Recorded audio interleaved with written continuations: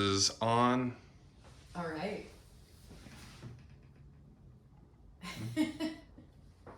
Cool. All right. All right. We're on. We're live. We're live. So we decided we're gonna let you see how the sausage is made, so to speak. Yeah, I don't know. Our hairdresser said that we should put this on YouTube. And we listen to everything he Right. says. He's in his 30s, so we presume that he's young young and and cool. hip. Yeah. Yeah. And so here we are putting this shit on YouTube. We're going to ignore you. There's clearly a lot going on. If you've ever wondered why our audio is the shits, this is our setup. It's a goddamn It's mess. grassroots. It's very grassroots, beyond grassroots. So, tonight we are going to be talking about scrubs. In fact, it's going to be about scrubs and the women who love them. I don't know what you're talking about. You don't know. You don't know nothing about scrubs. But, I think it's important that we talk about some of these losers we've dated. And as far as I'm concerned, I'm pretty sure that most women on the planet, at least in America, have dated a dude who has no job, no ambition, no goals.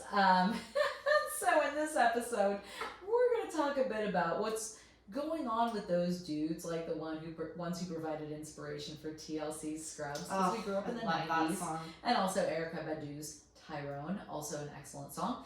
And also, I think more importantly, we're going to focus less on these guys and more on why, as women, we have allowed them, for those of us who have dated losers like this, have allowed them to exact so much control over our lives for the time that we spent with them. So, yay for personal reflection. I think this is We're growing. We are growing. Yeah. We're in our 40s. We better be Yeah. growing.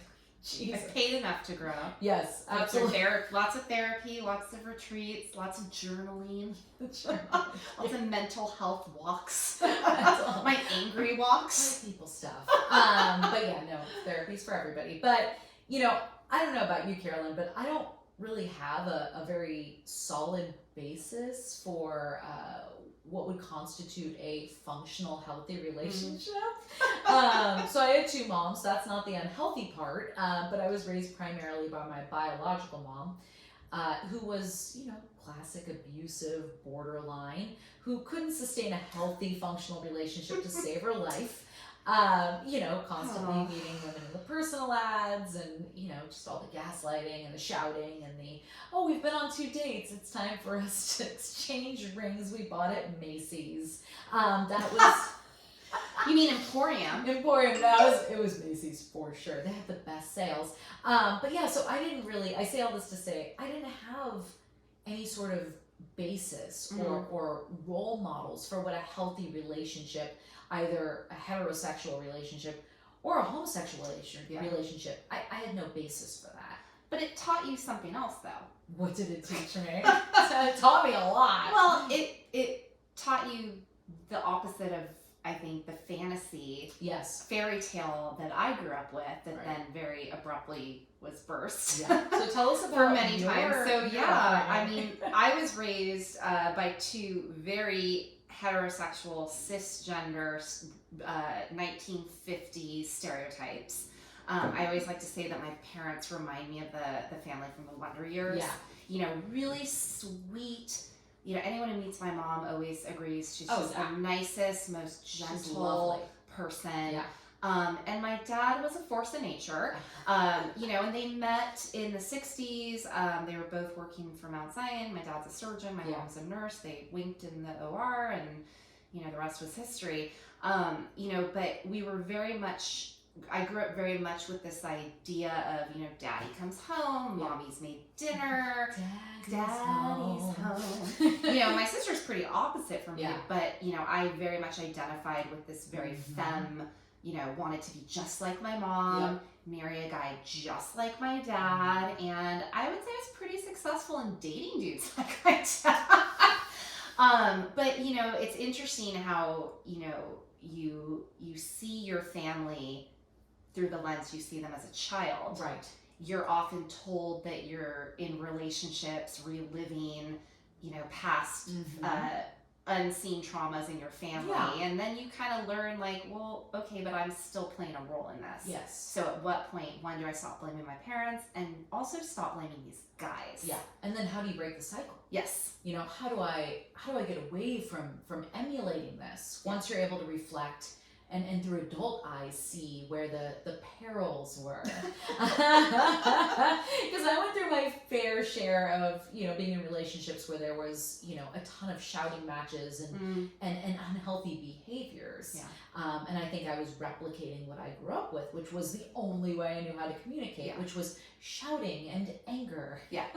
Now I really try to reserve that just for the road, which is not good, especially when my 5-year-old is in the back seat. He's like, "Mommy, what's a fuckhead?" I'm like, that person driving over there. Toyota, that guy's a fuckhead. Yeah. So, you know, a little bit about, you know, my past relationships. I went through a phase where I was really into dudes who drank excessively. And as messed up as those guys were, they were actually pretty cool.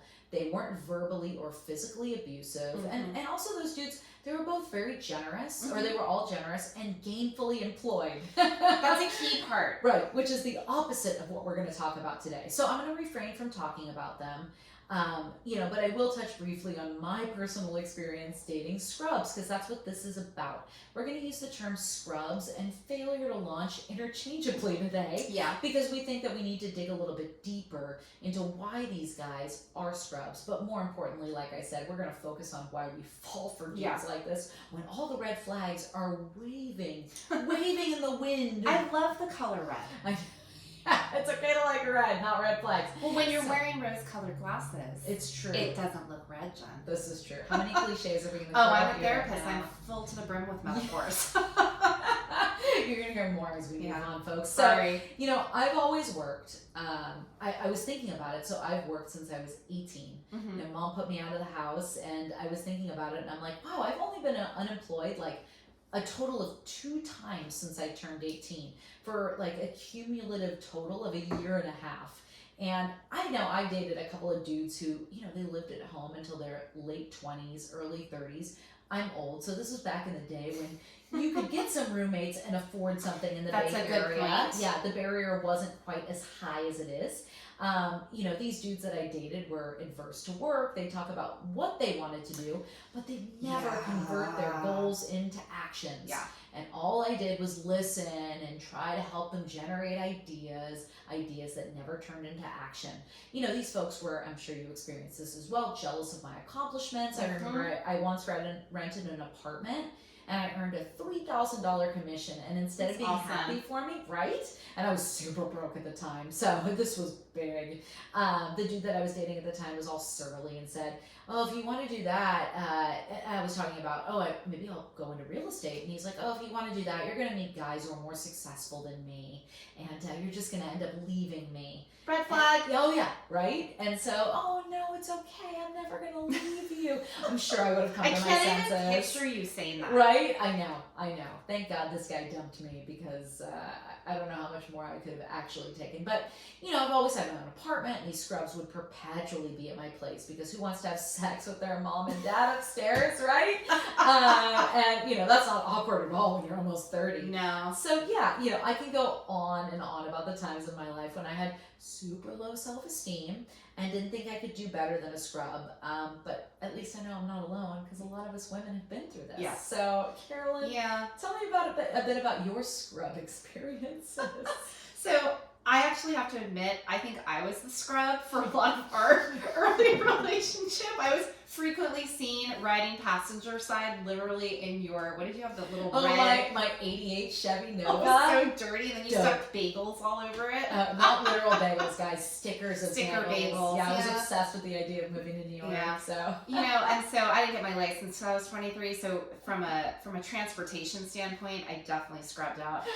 But like you, I always worked. I've been working since I was 15 on a permit, and I always wanted to have my own money and not have to answer to anyone, especially my dad. Yep. Like watching my mom have to answer to what she wanted to buy, or if this was okay, which was the agreement they had in their marriage and worked for them, no judgment. I saw that and went, no, I don't want that for me. Right. So I always think it's funny because all my scrubs had potential. Like, you can remember whenever I would talk to you about these guys, like, you just don't know them like I do. And, you know, your friends look at you with this very perplexed look because they know what you're worth. Right. And they know who you are. Right. And they see this guy clearly. They You see may this not. guy clearly, and we're so dickmatized, or They're God like, wait, knows you what just else. gave that guy $5 to go get a McDonald's cheeseburger. He doesn't have $5 to get himself some Mickey D's. See, now Bro. I would never give them money because I never wanted to give them True. money. Yeah. I wanted their love and I wanted their time. So I have a more codependent side of this, but you know, the dudes I dated often were post-divorce. There were several young 20-somethings who got married really early Wow. on, and then in their 30s got divorced. Some didn't. Some had kids. Some didn't. One moved into his grandma's backyard shed, Awesome. which was really where you would store tools. And I was like, this is great. As we're, you know, this is King of the Avenues. We're on 5th and Lake, you know, just like in a shed. Why is this lawnmower by your bed, bro? What is this? I don't feel safe. I don't feel safe. There's a raccoon looking at me from the door.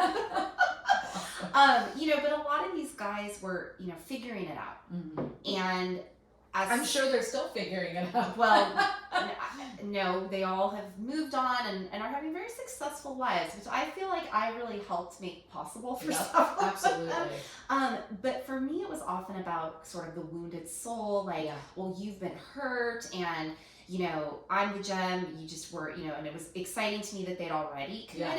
Yeah. It just didn't work because it wasn't the right girl, yeah. But maybe I'll be the right girl. So, you know, that was always a thing. And the thing I noticed is that with a lot of the guys I dated is they often were really intimidated by my education. Oh yeah, that was a big one and for me that too. was a trigger for them. I forgot that we're recording and I just gave you the wrap it You up did. motion. This is, now you can see what an asshole I am. No, I'm Everybody pretty can see- long-winded. Wrap it up, B. Wrap it up. It's man. alright, it's alright. No, thank you though. That was very insightful. But you know, I think we've touched on some of these themes, but I found this great article entitled I love Signs this. You're Dating a Scrub as we celebrate TLC's No Scrubs anthem. Also, this article is from New Zealand, so the language and phrasing is awesome. You're gonna feel like you're watching the show Bluey.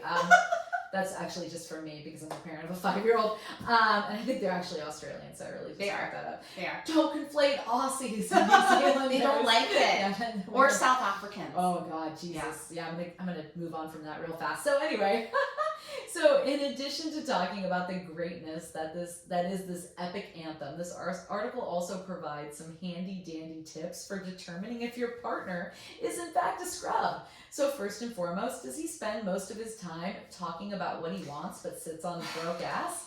We made reference to this. You can't blame someone for having a dream, but there's nothing more frustrating and mentally exhausting than listening to someone talk about things they're never going to do. Yes. Yep, you're paying the bills, he owes you money. When was the last time he helped you financially? Is money a two-way street here? Not in my case. I'm dating these scrubs. I'm like, why am I the only one buying cocaine? This was in my early 20s, guys. So you didn't mind giving money? I mean, I don't think I ever said, here's $20. Okay. Buy yourself some lunch. It was more like we'd go out and Okay. I would be the one paying. Kind of thing. Okay. Yeah. Okay. Got Yeah. it. Here we go. Is he sitting on the passenger side of his best mate's car trying to hit up girls? Here's the New Zealand shit coming out. Catcalling from the car in this climate? No, sir. There was no catcalling from these dudes that I dated. They were all like introverts who would never do that. I'm so Mine would do that. old. But we weren't really together officially. That's right. A lot of because the time. You don't deserve the moniker of girlfriend. when No. you're dating a Even if we've been together scrub. 5 years. That's more You're that's like, more sad thing for me. yeah. Like, I'm more embarrassed about that than I think Yeah. at least he was honest. Like, Jesus, I'm paying for everything here. The least you can do is call me your girlfriend. Yeah. Do you know how much more shit I'll buy you? If only you give me that little bit. I have low self-esteem. Is he living at home with his mom? With house prices rising and the lack of rights for renters, you can't blame a person for wanting to live with their parents. 100%, yeah, In especially their- post-pandemic. Yeah, in their clean, damp-free home and work with a working dryer. No joke. As long as they're contributing to the Yeah. house, is what this is saying, doing dishes, tidying up after themselves, they're nice to their parents, I don't see any problem with living at home. Unless, of course, they're in their late 40s and still haven't moved out yet because his mom does everything for him. And yes, he's definitely a scrub. I remember the scrub I dated. He was living at home, and his mom would literally call him from upstairs and be like, "Oh, dinner's ready. Come on up." No. Not kidding. Not kidding. Good job, parent. Yeah, but it was cool because when I was there, I would get a meal out of it as well. So that was tight. You're so, a scrub. I was a scrub. I was a You're scrub. food scrub. I was a scrub adjacent. Dude, I've always been a food scrub. So I grew up mad poor, and I'd go to people's houses and they'd be like, feed you. "Do you want dinner?" My I mom was always so wanted to skinny. feed you. Yeah, I Yeah. mean, I was like 90 pounds in high school, so people You felt were really weak, bad. yeah. I needed food. So, you can't. So this person's in their 40s. Yeah, not good. You can't help who you fall in love with, but you can help yourself by dumping a garbage boyfriend who holds you back from being your best self. All right, so Carolyn, I know I said we weren't going to focus on these dudes and that we were going to primarily focus on women, but I think we really need to understand the psychology here. I think it's relative, I think it's important, and I want to talk about the concept of failure to launch. When a dude refuses to grow up and get his shit together. Yeah. Ignore the bad movie of the same title. Yeah. Carolyn, I want you to give us some insight into this, please. Well, it's, however you want to name it. Failure to launch, scrubs, Peter Pan syndrome. I mean, how many weird book titles from the 70s and 80s have women read about, how to change the man and things like that. Transitioning to adulthood and rites of passage and things in that nature, a lot of us go through that on a timeline. Yeah. And a lot of that is socially driven. Yep. You go to high school, then you can go to community school, trade school, college, and then you go out into the world and you make money, right? Yeah. Isn't that the It's our American capitalist dream, society, right? yeah. So when you're defining the term, this inability to leave the nest. And support yourself, doesn't matter what the cause. And again, we'll make this disclaimer. If you're struggling to make ends meet, That's right. if you're dealing with, if you've lost your job, if you're dealing with a personal crisis, that's not what we're talking about. Yes. Or if you're dealing with mental health issues or well-being, that's different. This is, it's not considered, and I don't like using the term normal, but it's not really normal to want to stay attached to your parents after a certain age. And that might vary based on the kid and how attached they are, but you want independence. That's really important for us. And failure to thrive is a term that you'll hear medically with children, right? So there's a biological imperative to become independent and to slowly transition away from that. You watch your son. He might be a little clingy to you, but eventually, if he knows you're close, he goes off and does his own thing. Yeah. He knows he can return back to you, and that's Healthy healthy. attachment. Healthy attachment, Yeah. exactly. And so what's going on with these guys and women, I'm sure too. Yeah. It can go both ways. Statistically, I think it's more dudes. But Well, and again, if you think of that culturally too, there could be some reasoning with that as well. But why would a individual want to stay at home? Yeah. Is it complacency? Is it, well, my mom takes care of me. I get things done. If you're not as inclined to be independent, that's going to enable you to continue living in a certain way. And you're not having to worry about actually achieving goals because everyone's taking care of you. Yeah. So, it's very important to think about how when you're a parent, your home is a launch pad. Yep. And everything about raising your child, you didn't, and this could also be a whole nother episode, you didn't have that child for you necessarily, right? I mean, you did, and it's part of your, biological imperative, and you might want to make, see. I'm so great. I've got to pass on my genetics. Yeah, I mean, but you want to teach your kid cool shit and see them do dope shit. And make the world a better place. And have them That's impact important. the world Yeah. and be a functioning member of society. And so, you could say, when you look back at anthropologically of parenting, a lot of the pendulum shifted Yeah. with millennials. And we've heard this a lot, poor millennials, right? You know, we're supposed to shit on them, I right? guess so, Isn't right? it? We're 40, so we're kind of that in between. But, Yeah. you know, a lot of research has shown that the more a parent makes things less painful Yep. for their child, it's a short-term gain, Yep. but long-term, you're fucking yourself, Okay. right? Like, I get it when you're trying to just get your 3-year-old out of the house. Yes, it's easier just to tie their shoes for them. Right. But at some point, they're going to be 5 and they don't know how to tie their shoes. And then they're 7. And so if you take that and cookie cutter that out, you know, like the next thing you know, you have, you know, Will Ferrell in Old School screaming, "Mom, we're meatloaf!" Yeah, totally. So if you're experiencing this sort of bubble wrapped, you know, existence, Yep. and your parents are contributing to that, Yep. it's not going to give you a lot of incentive, especially if you already are more likely to go, well, everything's done for me. Why should I? Right. It's kind of a learned helplessness. And Mhm. so American society, I can't speak to other cultures, but American society is not really great with our rites of passage. Yeah. And they're, you know, again, rites of passage, even from a historical standpoint, we're living a fuckload longer Yep. than someone who, you know, if you only, the life expectancy was 60, Yep. you know, you might get off and do more things than if you know you're going to live to 80 or 100. Yep. Right? So, It's not, you know, you turned 16. It's you're getting married next week. yeah, exactly. So these traditional rites of passage that we've kind of adopted along the way in Western society, it's not really helping you.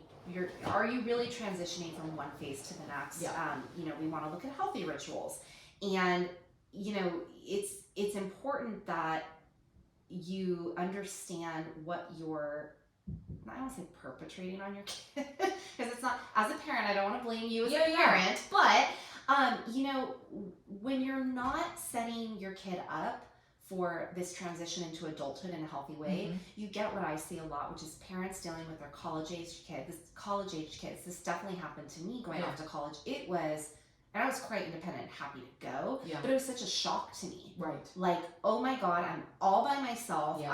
I'm so afraid. I'm so scared. Right. And these parents who I couldn't stand in high school and wanted to get as far away from, all of a sudden, you retreat back to what's comfortable. Yeah. And I think probably from a parental standpoint, if you like that feeling Yeah. and you're attached to being needed, that Yes. feels good. Yes. I think it's cyclical. Yes. Yeah. You know, and I appreciate with you, you know, I'm always like, oh, I wanna hug your kid, and I'm just so ugly, and he doesn't like it. He's like a cat. He's like, Yeah. get away from me. Yeah. And I'm like, I have to deal with that. It would be Right. wrong of me to make you hug because I'm He has insecure. bodily and autonomy. yeah, he does. Yeah. And so, you know, but it's interesting when you do look in different cultures, and a lot of them have the rites of passage around adolescence. Uh-huh. And the goal with that's really important because at adolescence, you do think you know everything. Yeah.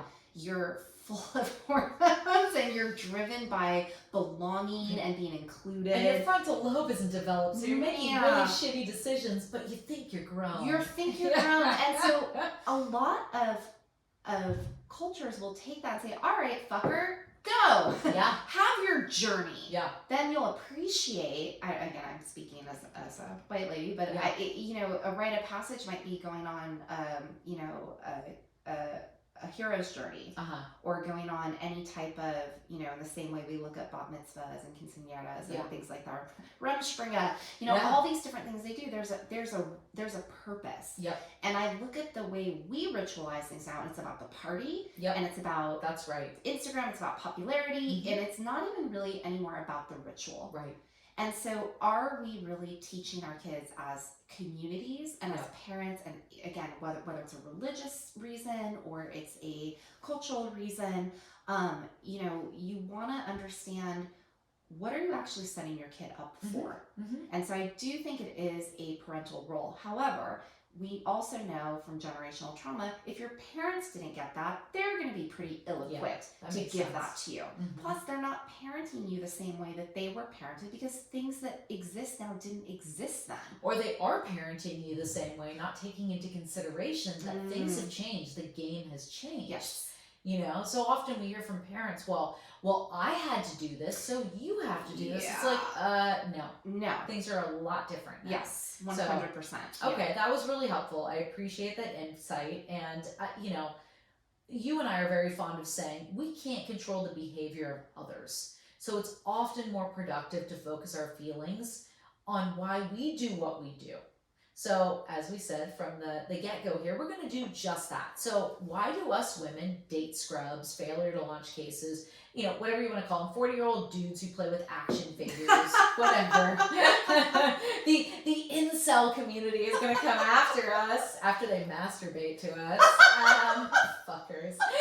So the Incel community. Incel, involuntarily celibate. They're like a group of really strange people who blame women for their inability to get laid. I've never heard of yeah, this. we'll do let's do that. another We'll do episode. that. Okay, sorry. I All was right. like, what are you saying? Is Yeah. that a game jet? Incels, yeah, they can be quite dangerous too. Ooh. So this information, it's a great Medium article I found called "Why Women Fall for Jerks, Bad Boys, and Deadbeat Losers," which posits that the real reasons we fall for jerks, bad boys, and deadbeat losers is that we have low self-esteem. And studies have shown that adolescent girls tend to have lower self-esteem and more negative assessments of their physical characteristics and intellectual abilities than boys have. Why wouldn't they? Mm-hmm. We live in a society that's hell-bent on destroying them. You aren't tall enough, thin enough, pretty enough, your hair isn't straight enough, full enough, long enough. Me and Carolyn were like trying to grow our hair out. We're like, we can't blow dry it. It looks awful. We look terrible. You know, so stupid. You know, why wouldn't we just let our hair be natural? Yeah. It's tempting to think that they're stupid or blinded by love, but from experience, I can tell you, we don't choose who we're attracted to. Right. If we did, we would go for the good, nice guy. Yeah. We fall for assholes. Yeah. Because they're a reflection of our trauma Mm. and a product of living in a fucked up, diseased society. And like us, actually, men are products of their environment. And it's tempting to vilify such men, but if you look closely, they're products of their environment too. Yeah.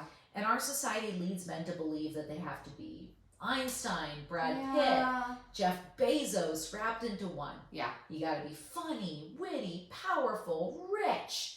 You know, they boost their egos by telling them you have dominion over all things. And most of all, you're superior to women. Yeah. You know, and that's the thing. And I'm not going to go into systemic racism, but it's like, well, you may not have anything, but, you know, you're still better than this person of color over here. Yeah. It's a system. Well, I appreciate that you're bringing that in. Yeah. Because I do think part of the solution to this is we all have to see the forest for the trees. Yeah. And it's not fair to criticize the men specifically, but it's not fair to criticize the women. We all have to take a look at what is being perpetrated on us and get self-critical and question that. And it's a system and criticize and you know, analyze the system. Yeah. And what are we playing into? Yeah. You know, and why is this an expectation? Yeah. And we've got to question that. And I think once we start to question that and our role within it, we can start to change our behavior. Absolutely. I think that's really important. So, you know, young boys, they internalize these messages and they grow up to be men who feel threatened when a woman is better than them. Like you said, our education. Both of us have master's degrees and we've both been with men who are like, I'm not comfortable with that. Which my master's degree doesn't mean a piece of shit. It doesn't mean shit. It just means I worked really hard. Absolutely. And I paid a lot. Yeah. And Actually, I didn't. You know what? I've got a lot of friends who work. It just means I have a lot of debt. Joe Biden absolved my debt. But you know, I've got so many friends who work in the trades. You fucked up the microphone. I did. I touched it. I'm Jewish. I Don't feel on my arm. And I'm I don't know how you're Jewish. You're so still. I know. This is really weird. You're being very still. It's very because I'm animated. drinking. Okay. It's mellowing I'm all me out. fidgety. I don't even remember what I was gonna say. But anyway, God, what was I gonna say? Shit, I don't even remember. I don't know. Okay, We're must just have all- been important. Yeah. So, you know, men become jerks because of insecurity, Mm-hmm. and women fall for jerks because of insecurity. So we're playing into a culture that has put us at odds with each other. So, you know, this makes a lot of sense to me. And I need you to help explain a little more about what's going on with our, you know, diminished self-esteem, society, etc. Tell me, teach me what's going on. I hope. Well, again, some of this is my understanding clinically, and a lot of it is my own personal work that I've done. So I promise we're going to share Codependency No More, all the books and all the things that you could possibly need to educate yourself, because I think fundamentally you have to read the words of other people's experiences and see if that tracks with you.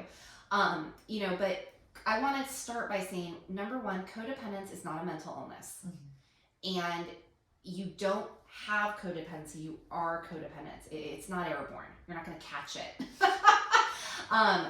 She get it from her mama. And so that's different. Yeah. But that's the line. Well, it's and I'll talk about it in a second. It's a learned behavior trait.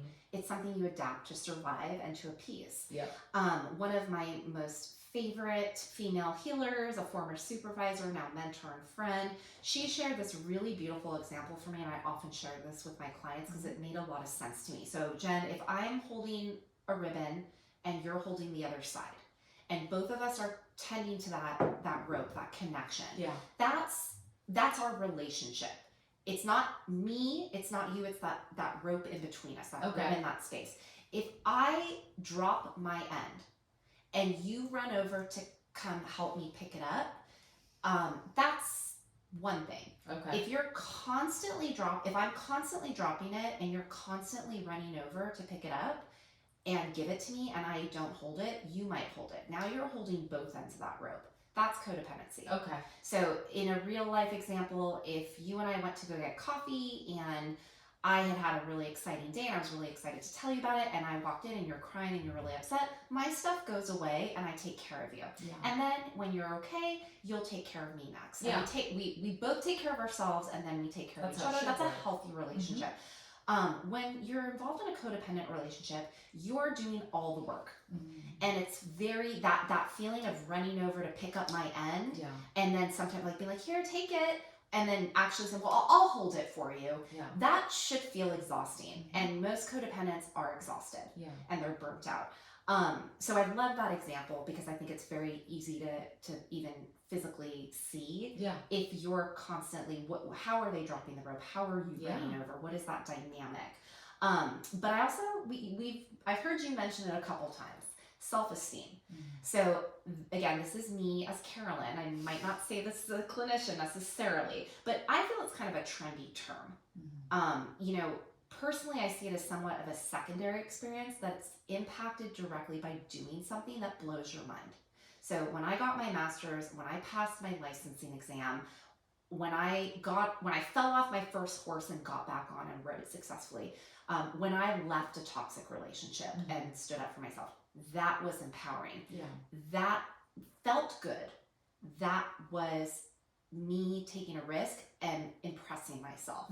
That's self-esteem to me. And people will often say like, well, I have really low self-esteem, or I need to get more self-esteem. You can't buy it. You have to do things. Go to the bank. I mean, you can't find it in a book. You have to, you feel good when you make good choices and behave in a way that puts yourself first and allows you to think about your future self, not the self from the past or not all the things that you're trying to source out now. But when you're involved in a codependent, again, I'll say the low self-esteem, this is really directly rooted from coming from a dysfunctional, sick relationship at some point in your life, most likely a childhood experience. It absolutely can come from other spaces as well. But when you're growing up in a home where your exploration of yourself and your exploration of your own identity and independence is negated by one or two parents who take up all the emotional space. I see you nodding your head because that's what your mom did a lot. There was no room for you because she took up all the emotional space. So you learned, okay, in order to survive in this system, and this is what at the end of the day, remember, we're animals. Yeah, we're humans, but we're animals. You're all about surviving. Do I appease this person by participating, or do I get bigger than them and then I take over? And most people will go one or the other route, Yep. right? Or I don't know if there's another route. Probably is. But, so if you have what's called an emotionally immature parent. Yeah, that's what I agree. I love, there's a great book called, about emotionally immature parents, but you end up kind of having a distorted reality as a child. And you end up having to grow up really fast. Yes. Because you take on the parental role and you have to do and say things that a child of that age wouldn't ordinarily have to do. Because they're not equipped. They're ill-equipped. My mom They're children. probably stopped developing psychologically, emotionally around 16.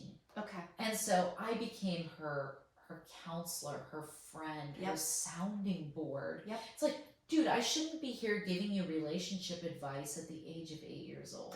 Well, a door gets open that's not meant to get open at that age. That makes sense. And again, as an adult, if you're going to your kid, like, come on. Yeah. I mean, I understand that's perpetrated from your own trauma, but we have to start paying better attention, because what happens to the child is their sense of reality is distorted.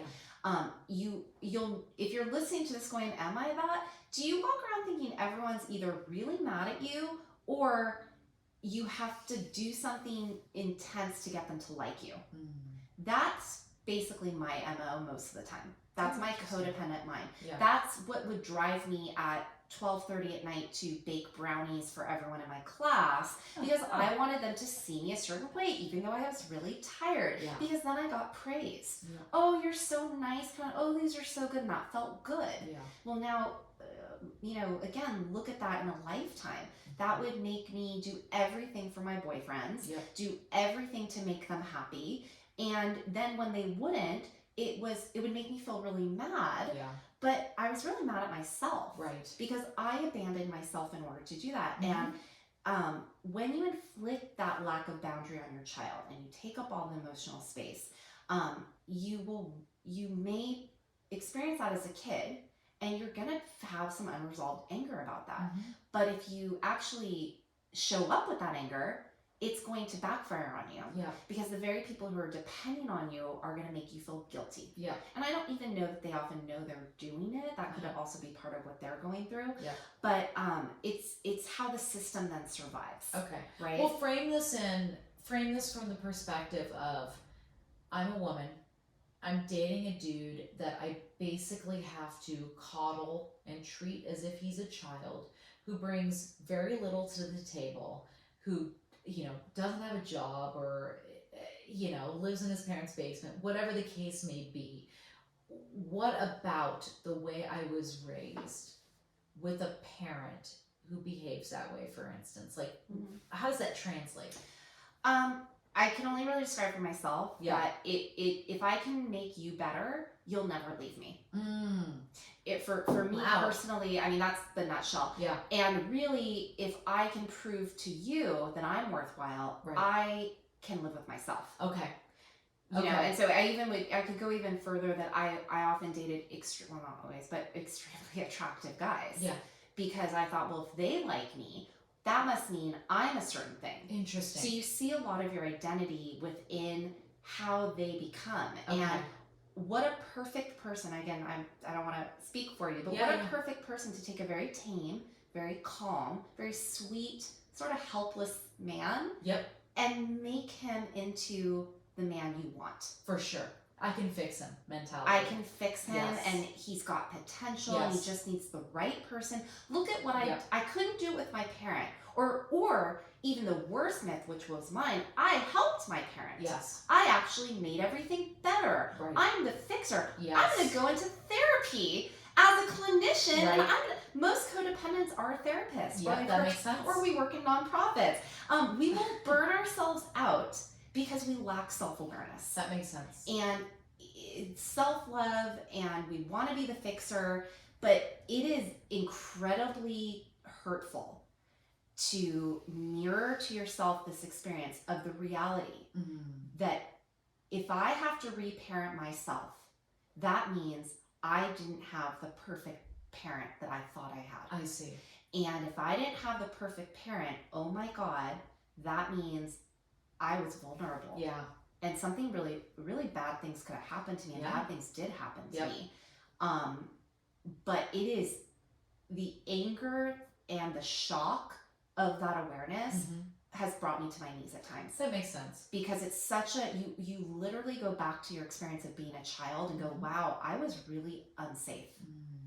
And as an adult, you're still feeling unsafe, except now you actually have the capacity to do something. Yeah.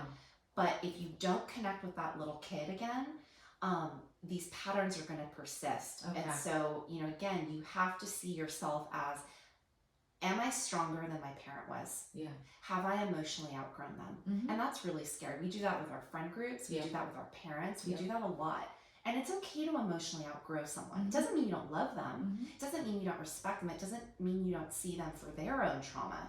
But it's incredibly selfish to think that you know what's best for someone else. Interesting. Yeah, and what you said before we move on to the next point, the ribbon analogy.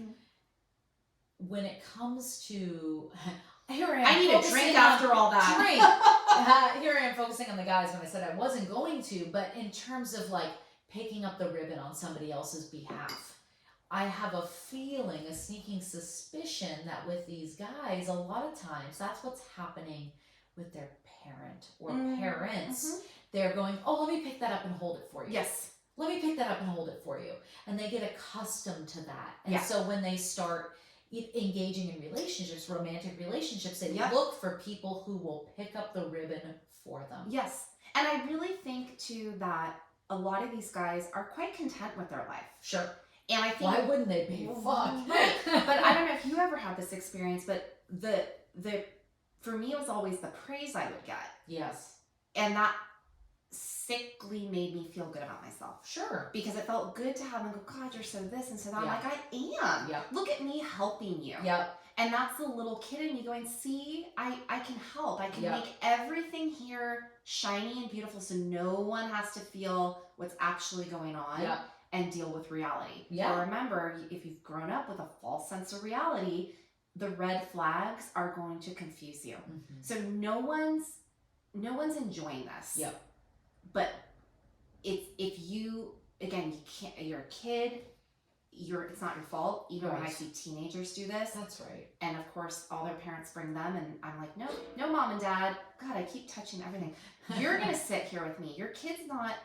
Yes, they're accountable for what they're doing, but they learned it somewhere. Absolutely. And if you want to change the pattern, the whole system has to change. For sure. And systems don't like to change. Yep. Because that means you have to be honest and real, and it's uncomfortable. Yep, that makes total sense. Right. So the last thing I want to cover here is this great bold article that I read that identifies a few other reasons that we haven't quite covered, that discusses why we go for these guys. So the first is they're charming. They are. Yeah. His life may be a mess, but he's just so damn cute, isn't he? He's You're a sweet. sucker for his self-deprecating attitude and laid-back stoner vibe.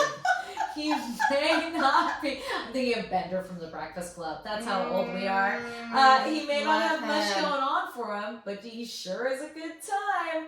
Also, he's always swearing that he's trying to do better and up his game. Yeah, and that never happens. Well, and it pulls on that party that wants to be accepting. Yeah, and fix. And fix.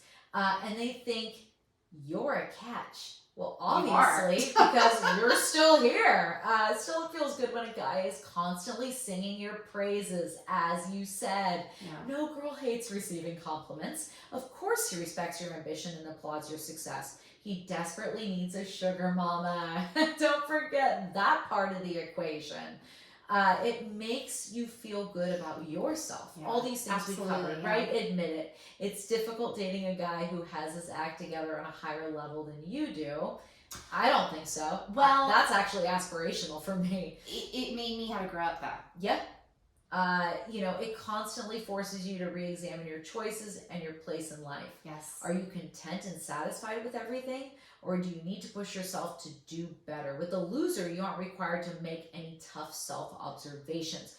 That's a big one. It is a big one. And that was a big one for me. Yes. But ultimately, I came to the conclusion that I want someone who has their shit together, because that's going to push me, because I'm somebody who wants to excel and do better, whatever that looks like, however that's defined. And if I'm with a partner who is on a higher level and who can help me mutual, and usually it's mutual. Yes. That's how it is Well, with it me and my doesn't husband. feel like a narcissism. No.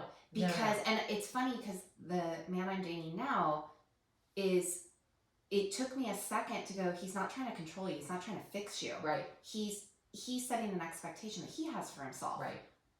Are you going to go there? Yeah. And he's not looking down on you. No.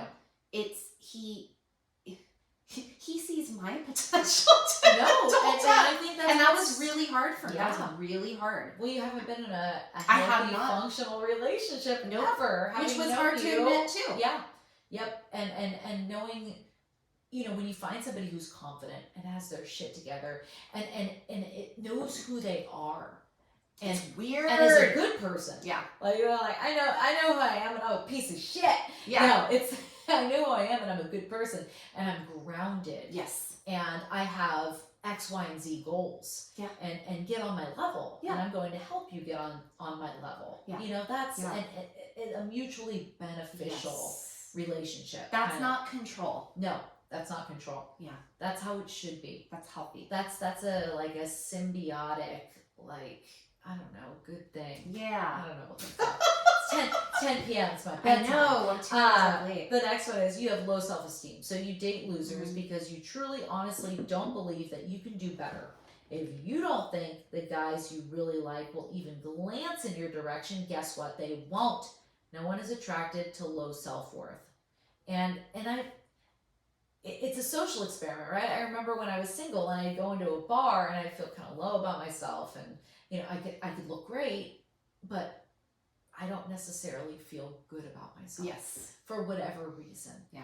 And either the dregs of the bar are coming up to me, the 2 a.m. like, hey, you want to hang out, dudes? Or no one is talking to me. Yeah. Versus, I've got no makeup on, Oh I'm my god, dressed those are the nights I'm I'm dressed the most busted, fun. Yeah. but I feel good about myself. People are attracted to that. Yeah. you Well, and it's know? harder. It's harder to tell now too, because if you're old, you went to bars to meet people. Right? I know. I'm all Nobody does that swiping, shit and you anymore. can't tell anything from that. That's true. And it's also good to look good on paper. Yep.